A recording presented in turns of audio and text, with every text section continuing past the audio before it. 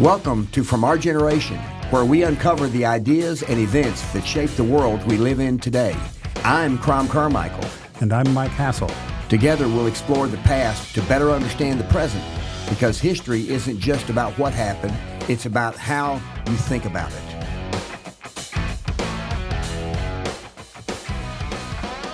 Michael, it is November 7th, 2025. Much has happened in the last week, including the off-year elections.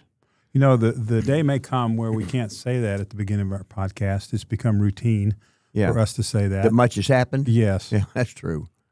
But anyway, in this case, Mamdani was elected, and then there were two governors elected, and then there were some other. The California proposition passed. Mm-hmm. But I want to focus, if I could, mostly on, in terms of this part of the podcast, mostly on Mamdani and his election, because the word that he used over and over again, and in fact, so did the candidates who won in New Jersey and won in Virginia in the governor's races, the word affordability is now the politically charged word of the day. Yeah, and I would say it's a good word. It's one that we've used a lot. We've said that if we don't get control of our debt and our spending, there will be a reckoning. Mm-hmm. So I think we can maybe agree with them, at least at that level. Well, we can agree that there is a true issue of affordability. Yes. The question of how things have become so unaffordable, that's the question that needs to be accurately answered. And how do we make them? If you're going to solve it. How do we make them affordable? You know, I would say there's really two main sides to this coin. One is to reduce costs and put the market to work. Mm-hmm. And the other one is to use government subsidies to support otherwise unaffordable prices. That's what we're seeing in Obamacare. That's what we're seeing in... You're saying that's the problem. That's one of the reasons for the lack of affordability. That's one of the proposed solutions is to increase subsidies, continue subsidies, to have the government step in where things are not affordable and issue rent controls and actually physical subsidies. Well, I think those are bad solutions, but it's one of the two ways of approaching this. Okay, so I want to be sure that we're clear on what we're talking about here. It is a solution that might be tried, but you and I both agree that it would not create affordability. Yes. I'm saying that's the two basic ways we have seen proposals to address this. And one works and one fails. Well, from the left, we see more of the government solution with subsidies and rent controls, price controls, things like that. Mm-hmm. It doesn't allow the market to work. Yes. And what I'm asking you is, do you think that if Mamdani were to be able, and we're going to get to what is required for him to implement his campaign promises, if he were able to implement those things, do you believe that New York would become a more affordable place to live? Absolutely not. Okay. So addressing affordability, if there is an issue of affordability, which we are agreeing that in New York City there is. Especially in New York City and more generally, it's a problem. Yes, especially in New York. Well said. But if bad policies are put in place to address affordability, it doesn't make things more affordable. It actually makes things even less affordable and exacerbates the problem. It does. Okay. So that's where you and I fall on this issue. But let's look at what Mamdani as a candidate promised. And these are in no particular order, but what we'll do is we will then address each one as to what has to happen in order for that promise to be to be able to attempt to be kept. There were 5 major promises. Free childcare, rent freezes on, I think it's either 1 million or 2 million apartments in New York, free buses, 5 grocery stores, and he has promised 5 grocery stores, 1 in each of the 5 boroughs to start with, and 200,000 new housing units. So let's start from the top. In order for there to be free childcare, can he do that without the blessing of Albany? And from what I have read, the answer is no. He can't. He cannot offer free childcare. That becomes a state legislative. It requires state legislature to vote for that. I'm really pretty ignorant about New York law and its division between city and state, but I think I have read that in order to raise any taxes, you've got to get Albany's permission. Well, that was the other thing, is how he's going to pay for it. Yeah, well, And both of those require Albany. yes, I think that's right. I think he could start free child care, but how is he going to pay for it? Money's got to come from somewhere. Well, I'm not even sure that he has that he can, as mayor, offer free child care in his city. That may be. The article that I read says he cannot do that. Okay. The rent freeze, there is a board that controls, that addresses that, and it is a New York City board. Mm-hmm. He can appoint people to that board, and so he can eventually use that board to control rent freeze. So that is a New York City centric issue.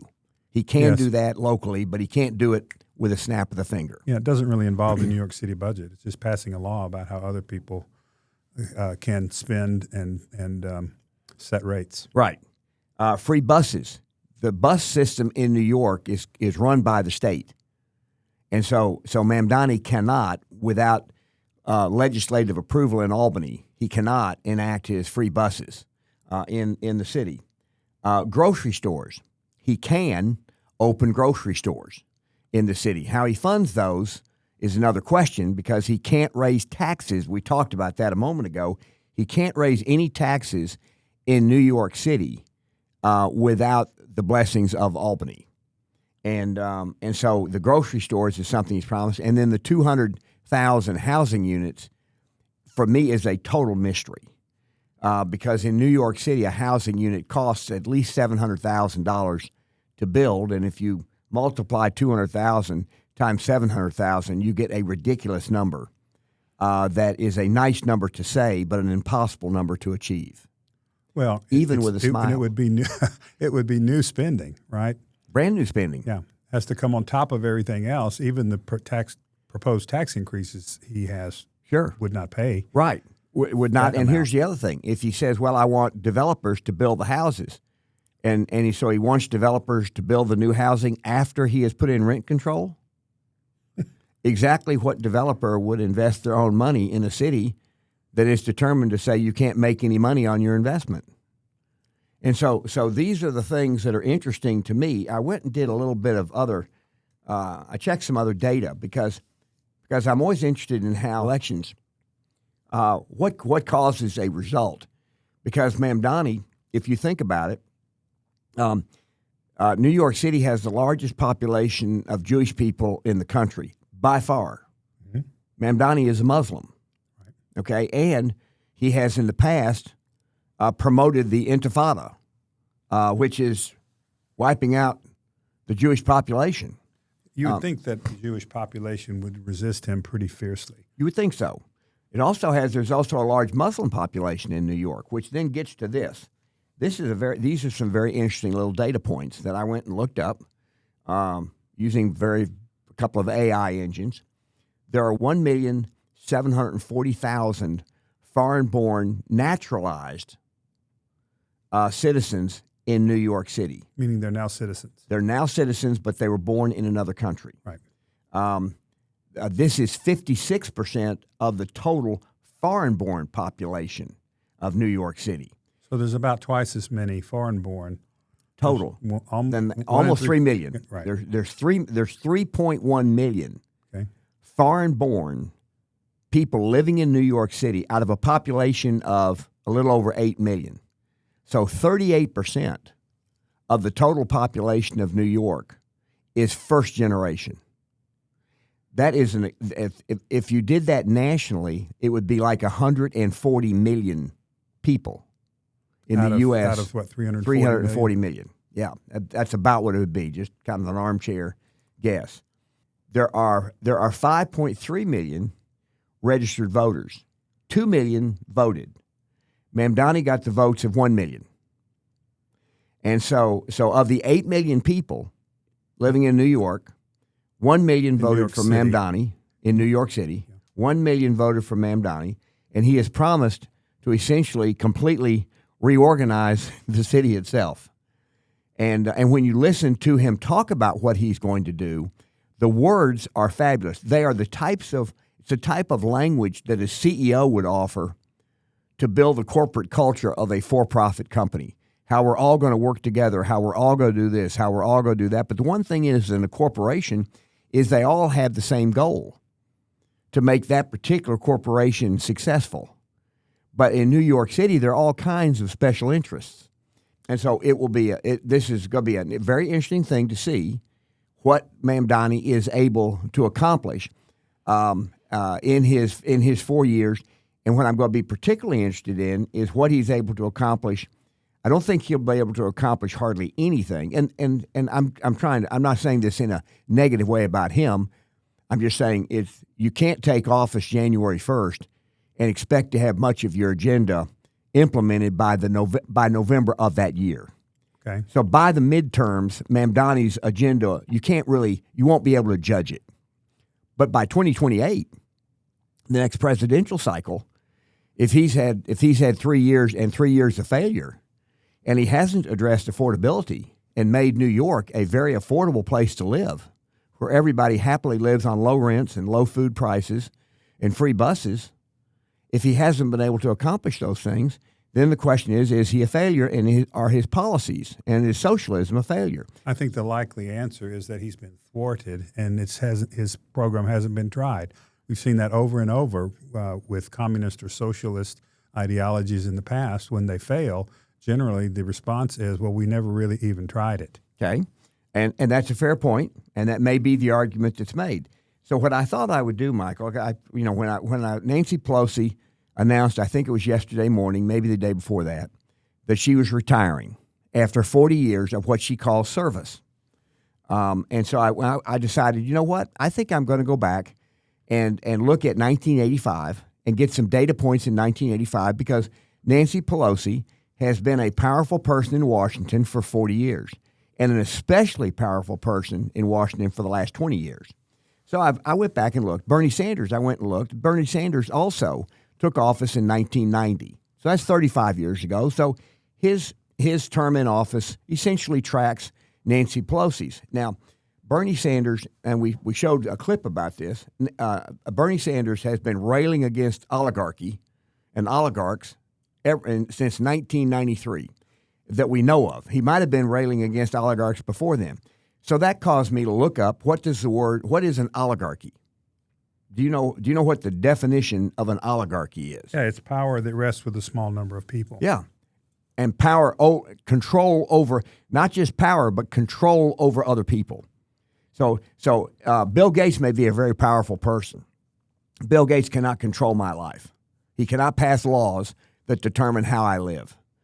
But fair enough. Bernie Sanders and Nancy Pelosi have been oligarchs for the last 40 years. They have had power to pass laws that control other people. They are part of that small group of people. We call that Congress. Okay? We call that the administrative state. Those are the true oligarchs in our society under the definition of oligarchy.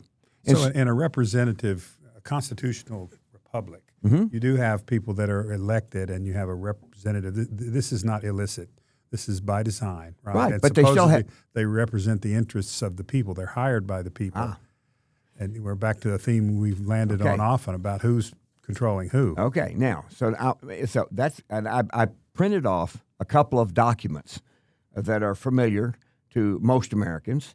One is the Declaration of Independence, and I thought I would read, Mike, the very first paragraph, and then ask whether or not Nancy Pelosi and Bernie Sanders would have supported the king, given this language, because they are in the government, whether or not they would have supported the king or whether they would have supported independence.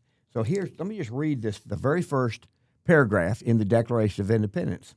Because remember, the Declaration of Independence was written and passed 10 years before the U.S. Constitution. 1776 is when it was signed. Yes. And the Constitution was 1787. 87, so 11 years. So it's essentially the same founding fathers, the same ideas that caused the Declaration of Independence to be voted on approvingly, and essentially that this is why we fought the Revolutionary War. Those same ideas found their way into our U.S. Constitution. Yes. But here's the first paragraph. When in the course of human events it becomes necessary for one people to dissolve the political bands which have connected them with another, and to assume among the powers of the earth the separate and equal station to which the laws of nature and of nature's God entitle them, a decent respect for the opinions of mankind require that they should declare the causes which impel them to the separation. And so essentially what the Declaration of Independence is asserting is that the king usurped certain rights that are given by nature's God or God. And then the next sentence says, we hold these truths to be self-evident, that we are endowed by our Creator with certain unalienable rights, which means those are rights that no government can justly take away. So, we covered this in some depth and intensity in the Giants of Political Thought. Mm-hmm. By the way, 1985 is notable for another reason. That's when we began our business partnership. That is true. That's when Knowledge Products started. And so we were recording these tapes on the Giants of Political Thought shortly thereafter. Right. So the message there is, as I remember what our author saying, is that people were familiar with the philosophy, the grand philosophy about rights and things like that. What was really important about this is the legal case.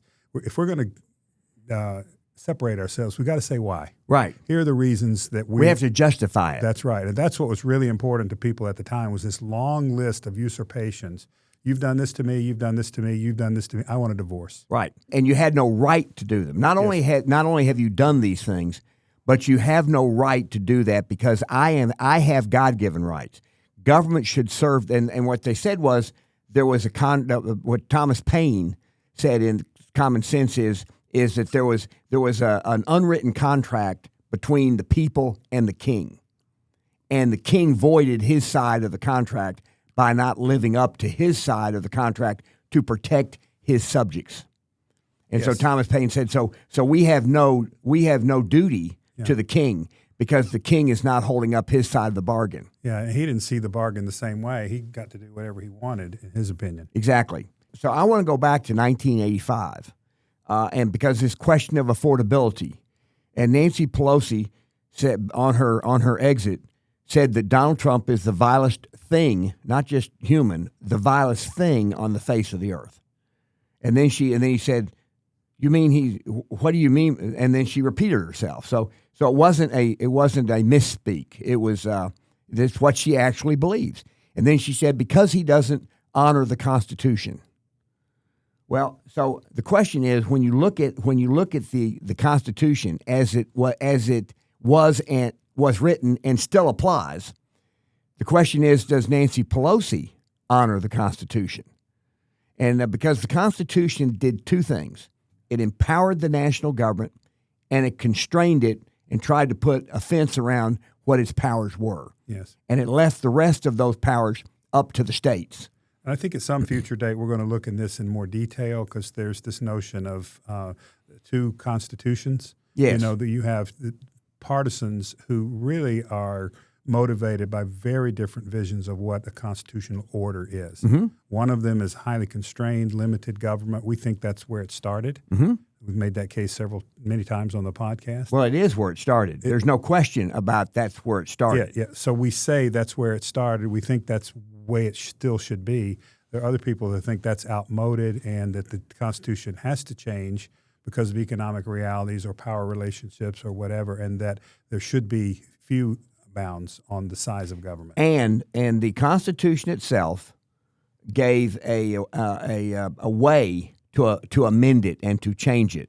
Yes. And that was the amendment process, Right. which is not easy. Yes. And so there are those who do not want to be constrained by the Constitution, and I'm just going to call them big spenders. Mm-hmm. That's typically, they do not want to be big federal spenders. Yes. They do not want to be constrained by the Constitution, and they don't want to go through the amendment process. Right. So they talk about a living Constitution, right. And that is a Constitution that naturally changes as times require. Generally by judicial decision. First by legislative, and then confirmed by a judicial decision that says that the legislation is constitutional, even if the legislation itself flies against the language of the Constitution itself. And let me give an example here. I would just push back on that and say it's not always legislation first. Many cases, people bring a case that challenges a constitutional provision, and the Supreme Court says, no, this is what the Constitution requires. Fair enough. And Roe v. Wade would be a good example, of that. And this is where you get into the regulatory state and the powers of the bureaucracy. And people bring lawsuits against the bureaucracy because the bureaucracy promulgates a rule and then tries to apply the rule even though there wasn't legislation. So your point is dead on about the living Constitution can emanate from two different sources, but they're both government in nature. Yeah. So what I thought I would do is I'd say, Nancy Pelosi wants a Constitution that is flexible, where it doesn't constrain her. And so I thought I would go back to 1985, and I would look at a few data points and see if we think that Nancy Pelosi's position, and by the way, I'm going to include Bernie Sanders, because Bernie Sanders was elected to Congress in 1990, so he's been up there 35 years and has supported virtually everything that Nancy Pelosi has supported. And so let me just give a few little data points. Maybe it's worth saying before you go through this that he is sort of I would say the spiritual leader behind what we see developing in New York. Yes. Nancy Pelosi is a person of the left. She's from Northern California. But Bernie Sanders is really a Democratic socialist who caucuses with the Democrats. Well, the difference between Nancy Pelosi and Bernie Sanders is Bernie Sanders is proud to say he's a socialist. Yes. Nancy Pelosi is a socialist who won't admit it because they agree on the same things. Yeah. And that's all I'm saying is so there is a distinction in terms of what they call themselves. Yes. But there's not a distinction in what they want. I'll accept that. Okay. So in 1985, total federal spending was $946 billion. Today it is now $7 trillion. Inflation, by the way, $1, according to the way they calculate inflation, $1 in 1985 is worth $3 and a penny today. So government has grown twice as fast in 7 times instead of 3 times. So it's over twice as fast. Twice as fast as inflation. Federal debt in 1985 was $2.1 trillion. Today it is $38 trillion. 14 times as large. 19. So 38. 2.1 trillion to 38. Oh, yeah. 38 trillion. Oh, 38. Okay, divided by 2 is 19. Yeah. Okay. Louis Farrakhan's favorite number, 19. I don't remember what it was about, but there was some speech he gave where the word 19 kept popping. But anyway, that's beside the point. Yeah. Median household income in 1985 was $23,600. Today, median family income is $83,000. So it's gone up a little less than 4 times. A little better than inflation. So a little more than inflation. A little more than inflation. Some economic progress there. But it's not gone up. Government has grown almost twice as fast as median income. The debt has gone up 19 times. Income has gone up less than 4. And the dollar has gone up 300%. So, and this is in real dollars. These numbers of 23 to 8, excuse me, they're not in real dollars. So if you take 3 times 23,000, you're at 71,000. So real income has only increased from 71,000 to 83,000. Inflation adjusted. There's a little progress, but not a whole lot. Very little progress compared to gigantic increases in the size of government, the amount of debt and spending. And all of those things, I say these things because Nancy Pelosi and Bernie Sanders voted for virtually every single spending bill in that 40 years. And I'm only focused on the spending because that is what ultimately determines how much of the total economy is consumed by government, because that's the spending piece. Yes. And Pelosi and Bernie Sanders have supported both of these things. Now, I thought I would go and look at some household items and just kind of pull those out. The total amount spent on groceries in 1985 was $186 billion.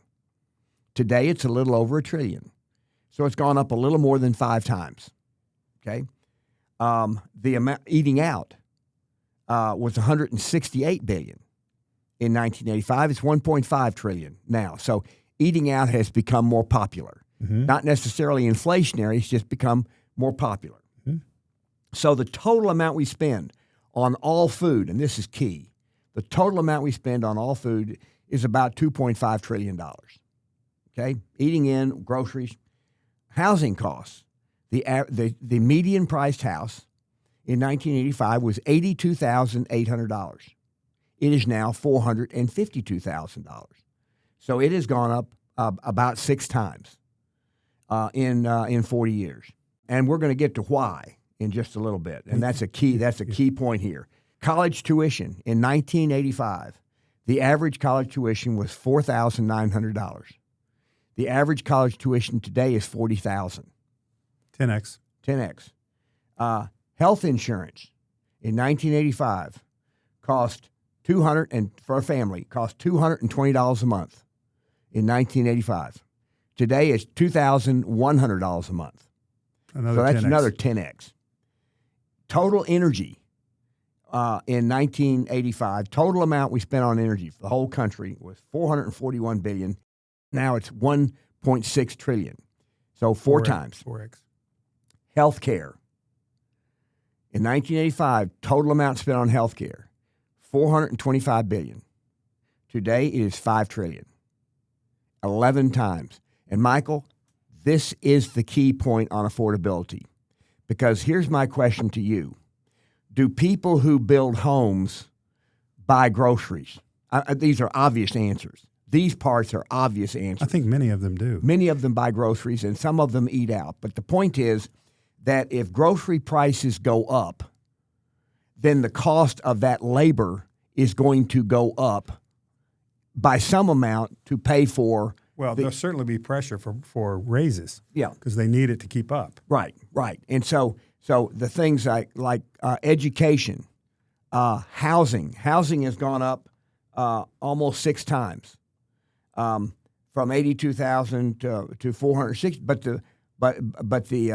a person can live in an apartment, and so a person can an individual can say, okay, I can't afford to own an apartment by myself, so they take on a roommate or an apartment mate, and so they can cut their costs of occupying that apartment in half by sharing a 2-bedroom apartment. Well, in New York City, it's by a 4th or a 6th. Yeah. The point I'm trying to make is people can make an adjustment on how much they spend on housing. It's just determined by how many people live in the housing unit. Yes. So they can do that. There's a way to adjust to that. They're unpleasant adjustments, but they do it. But they can do it. Yeah. Okay? And so the cost of living of the average worker, if the cost of living goes up, the cost for that individual of living goes up, then the amount that they will need and like to have in their pay has to go up accordingly. Healthcare has gone up 11 times. Healthcare is now, and this is key, we now spend $5 trillion a year on healthcare. We spend half that much on groceries. We spend a third of that much on all energy. And on housing, a typical mortgage will run around $1,200 a month. So to put this in more direct statement, when those components are rising at those rates, they're squeezing out our ability to buy groceries, to pay for education, to pay for health care. Yes. No, not to pay for health. Those things are squeezing out our groceries and our energy, gas prices, the things that we often see. An automobile, our transportation, the things that we consume in our daily lives are now being squeezed out, not by the amount of health care we consume, but the amount of health insurance we are forced to buy. Right. And that is key. You can spend a family can spend $2,000 a month on health care. That's $24,000 a year, and only go to the doctor once a year. And most younger people, they spend less than $1,500 a year on health care with the actual health care provider. Yeah, I'm glad you went there, because I was about to say, our target with this. We say from our generation, we're trying to speak to younger generations that may not have been around long enough to see some of the things that we've seen. But they're basically being required to pay for the health care costs of older people like us. Not true. I'm going to push back on All that. right. They're asked to pay for the third-party payment system that doesn't provide health care for anybody. It's the payment system that is so expensive. Fair enough. So it's not our health care needs. It's the payment system. There are 3 million people who are employed by insurance companies, and they set prices. They determine who pays for what. That the cost of all of that is enormously expensive, and it's all due to government policies put in by people like Nancy Pelosi and Bernie Sanders, because Nancy Pelosi and Bernie Sanders think the free market is terrible. And by the way, we do not have a market system in healthcare. In order to have a market system in anything, the price has to be known to the consumer ahead of time. So let me go back to the point I was trying to make and poorly making. When Obamacare came around, there was a thing called community rating, which essentially mixed everybody's costs into one big bucket and divided it across the number of payers. This is the point I was trying to make, is that healthcare costs get way larger, the real healthcare costs, not just the magnification of the third-party system that builds on a bunch of extra cost on top of what it really costs to go to the doctor. But when you have older people, the baby boomers living into their 80s or 90s in a system that was designed for them to live into 70 or early 70s, that's got to be paid for by somebody. So the natural cost for a young person might still be $1,000, $1,500 a year, something like that. But they're being forced to pay way more because of community rating and then this third-party system that magnifies it all. Right, but the third-party system is what constitutes now 60% of the total. Okay. 60% of the total. So you and I, are you on Medicare? Yes. Okay. You and I are on Medicare. If we need to go to the doctor for something, if we need a procedure done, we have no idea what the cost is. Exactly. And then we just put down our Medicare card, and Medicare pays some amount of it. I may have to pay a copay, and I'm not involved in that system, but the cost of administering that whole process is very, very expensive. And hidden to us. And also hidden from everybody. And that's the point here. It is opaque on purpose. So I want to go back, and we've done this before, but this is so important because I looked at this affordability question, and I'm saying, what is driving this? And so I went back and looked at all this, and I thought, well, why don't I go back to 1985, which is when Nancy Pelosi took office? And I looked at all of these things. Housing costs have gone up about 6 times, and that's not good. But housing costs have gone up because healthcare, the cost of healthcare, is involved in every construction worker. It's involved in all the materials that are used in that house. And so when you build a new house and it sells for $450,000, probably $100,000 of the cost of that house is healthcare costs that are consumed by the people who built it. Yeah. And so if you want to drive the cost of everything up, then you take the one single thing that we spend the most money on now as a country in healthcare. And by the way, they're predicting that will go up at 8% next year. That healthcare costs, now inflation is 2 to 3%. They're predicting that healthcare costs in total will go up 8%, and that's 8% on the largest single number that we spend money on now in this country. Further squeezing out other things. Yes, and so if we're going to address affordability, we have to address the way our healthcare system.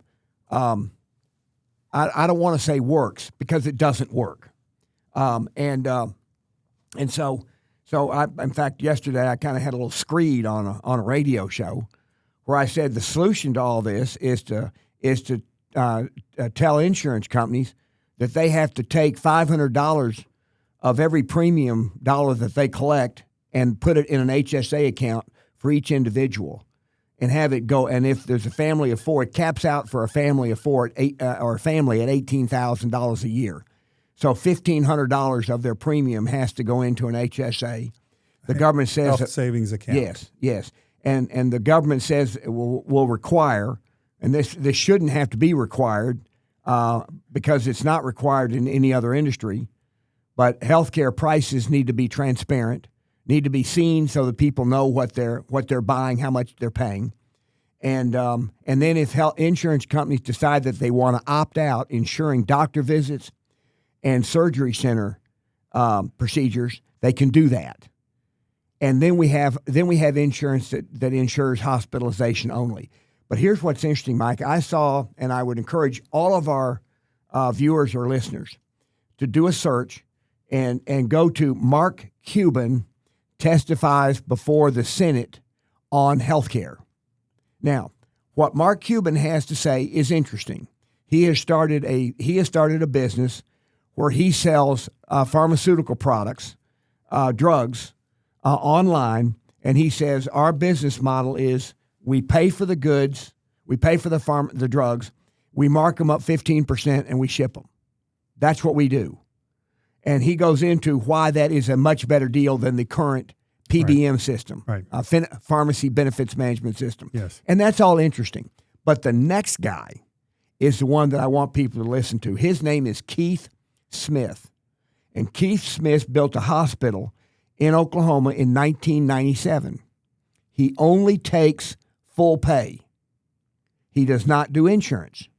And he testified, and I may get this number slightly wrong, but he testified that they quoted a girl who needed a tonsillectomy in an outpatient setting. I think it was $3,400. The insurance company's retail price for that same in the local market was $72,000.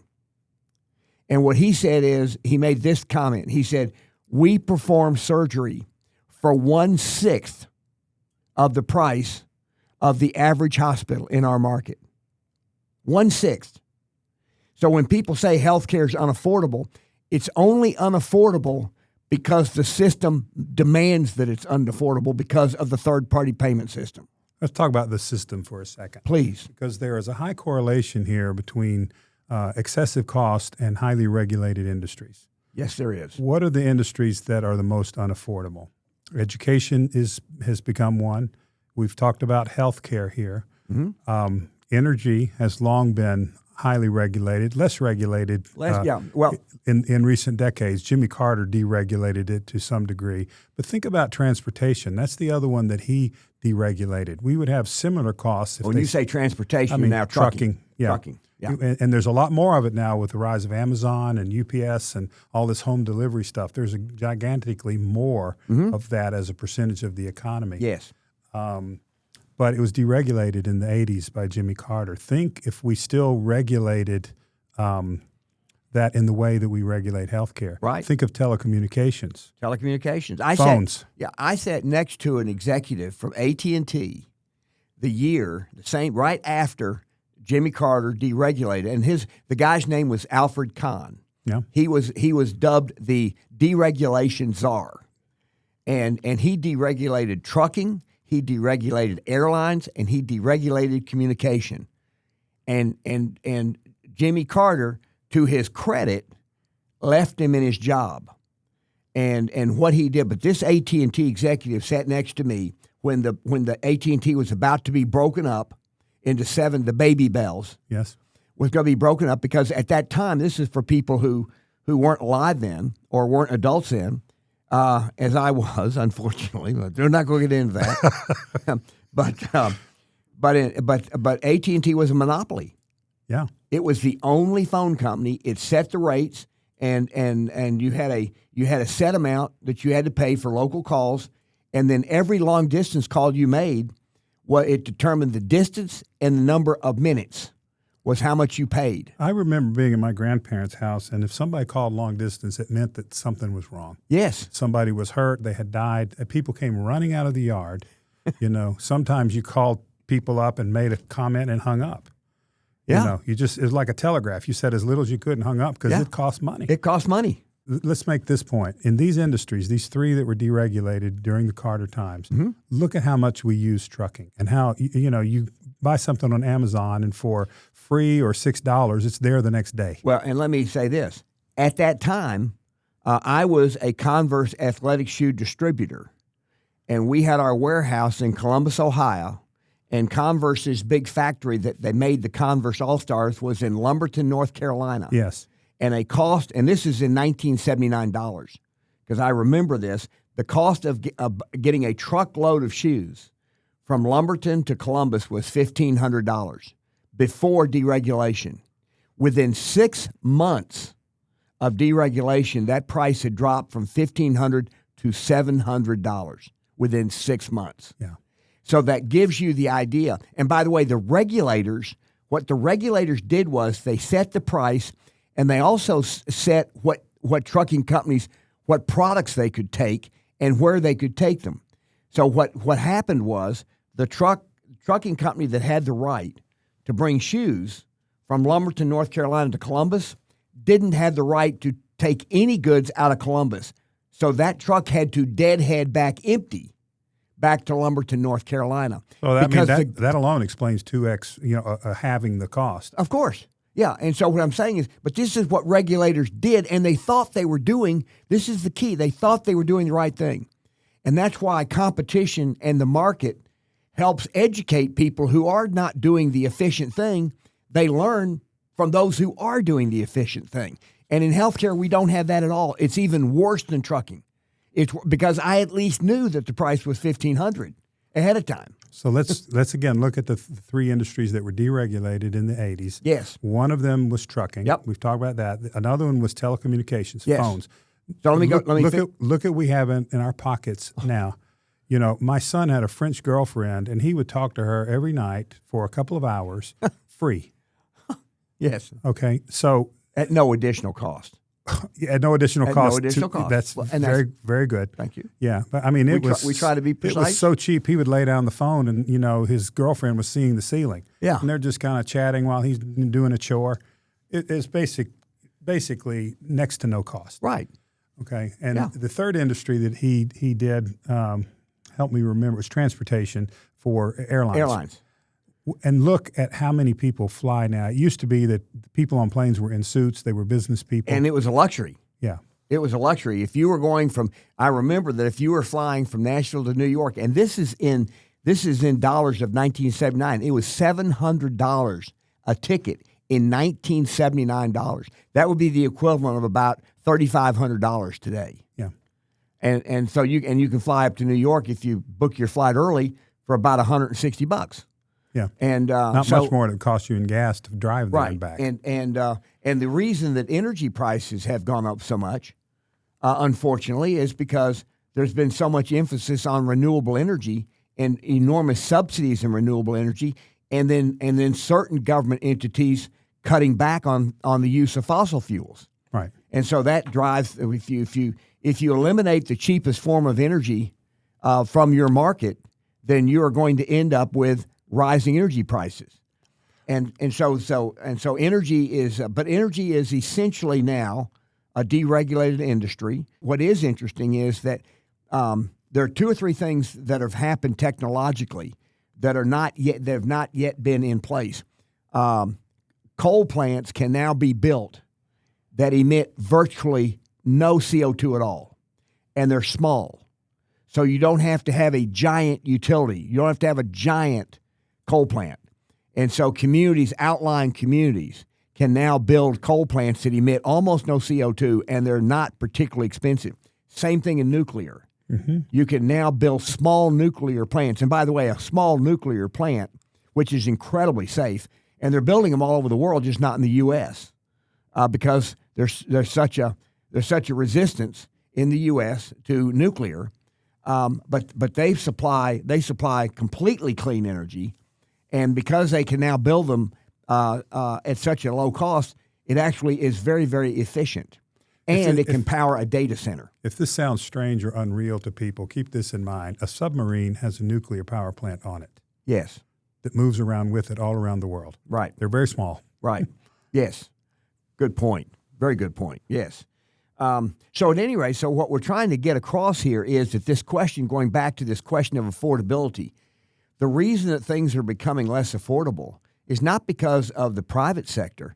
It's because the government is imposing its will on the private sector. Now, this gets into this question of oligarch. because Bernie Sanders rails against oligarchs. He is one. He's one of the worst because he wants to actually take his idea on health care and make it a single-payer system. That is the definition of not an oligarch, a dictator. He wants to be the dictator on health care, and yet he complains about other people. So this affordability thing, Michael, our topic today, and the next topic that I think we should have because it relates to this is this question about our constitutional order, because we really need to discuss what that means. And just kind of as a highlight for that, kind of the way that I look at it is this: you know how to play the game Monopoly. I do. There are lots of a number of people, hopefully, of our listeners know how to play the game Monopoly, but it doesn't matter. Whatever the board game is, if there are contestants playing the board game, the one thing they do before the game starts is they read the rules and they agree that they are going to play by the rules. They all know that at the end of the game, there's going to be somebody who wins the game. So that is part of the agreement by those who are participating. You admit the possibility that you may lose.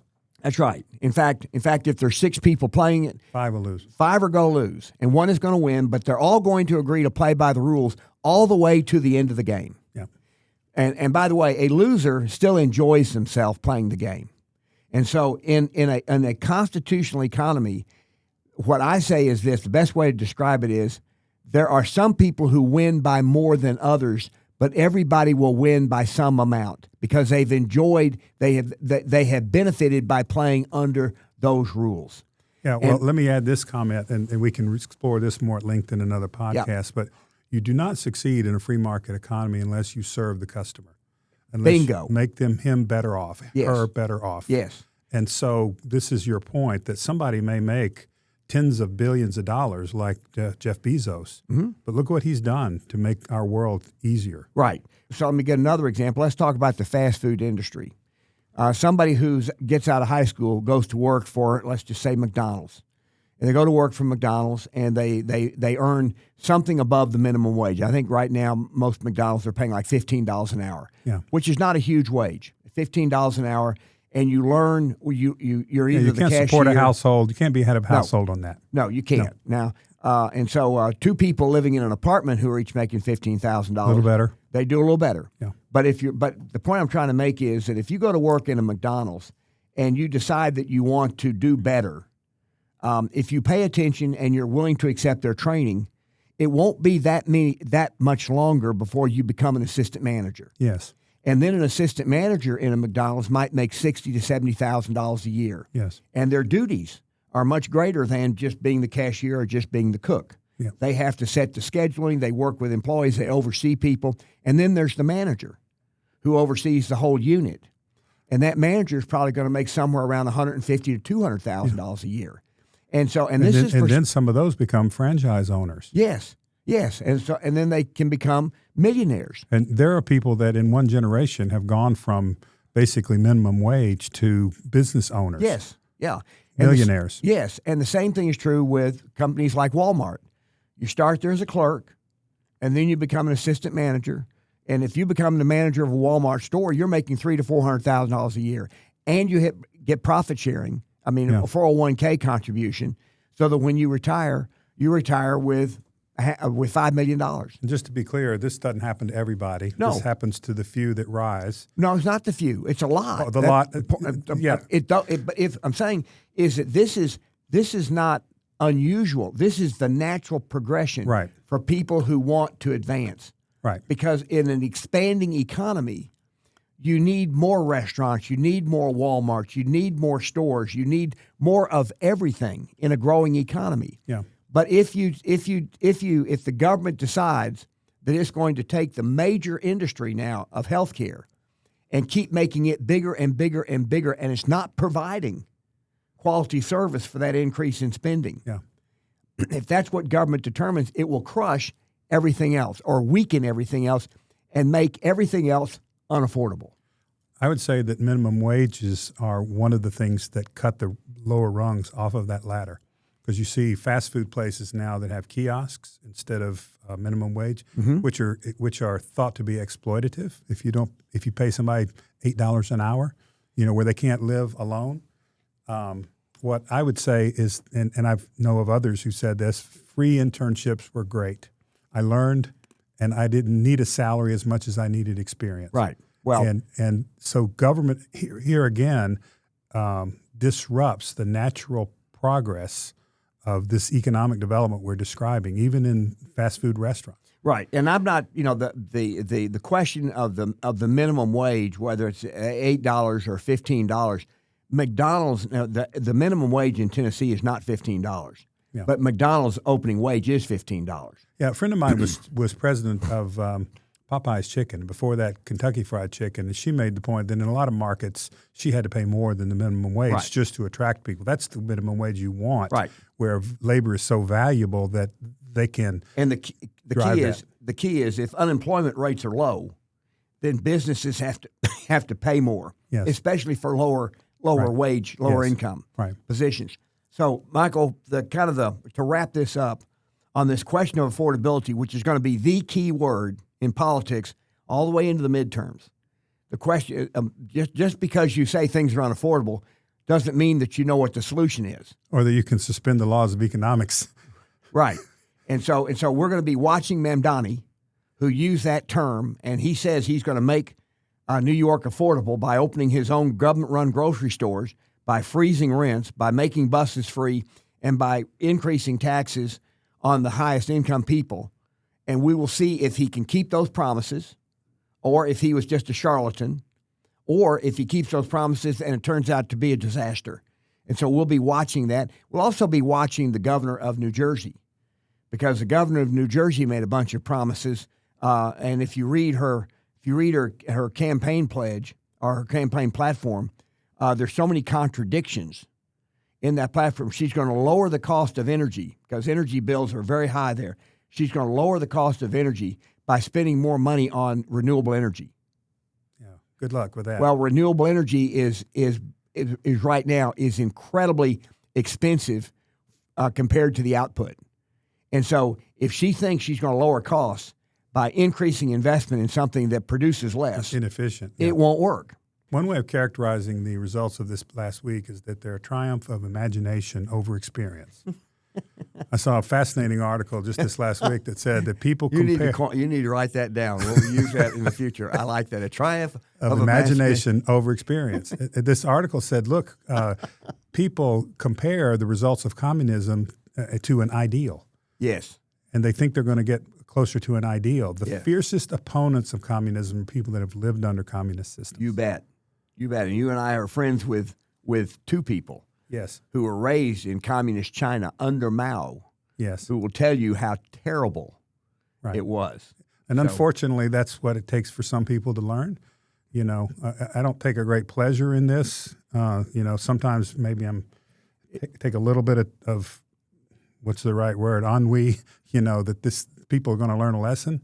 It doesn't mean they learn the right lesson. They'll suffer. Suffering under bad economic policy sometimes leads you to worse economic policy because you're still open to the idea that there's a magic bullet that can solve the economic problems, not a market system.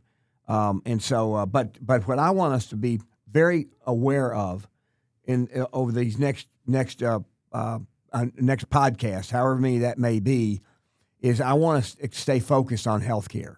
Okay. Because it is now the single biggest industry in our country by far.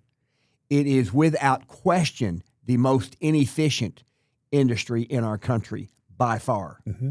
And if we continue to spend money on things that are inherently inefficient because of the way they're designed, the way the system is designed, if we do that, it will make everything else less affordable, and it will weaken the living standards of everybody other than people making north of $500,000 a year. Because if you're making $500,000 a year and your insurance premiums go up $300 a month, that's not the end of the world for you.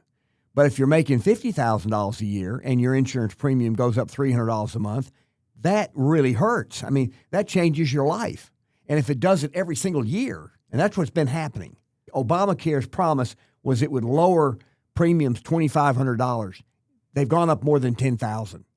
That's $1,000 a month for the average person, delta, I because think of the Obama. best way of understanding the government shutdown that we have is that you have one side that's saying we've got to change the system. We can't keep pouring money into this rotten system. And another side that says we're going to fund it whatever it takes. We're going to double down. Yeah. We're going to double down. And so the Republican side is saying we've got to control spending. The Democrat side is saying, no, we won't. We're going to spend they want $1.5 trillion new money to open that's not even a budget process. That is just a threat to open the government. Right. And we can't, that is not the way a society can govern long term. Or prosper. Or prosper. Thank you very much. Michael, we will see you next week. Good. All right. Bye. Bye.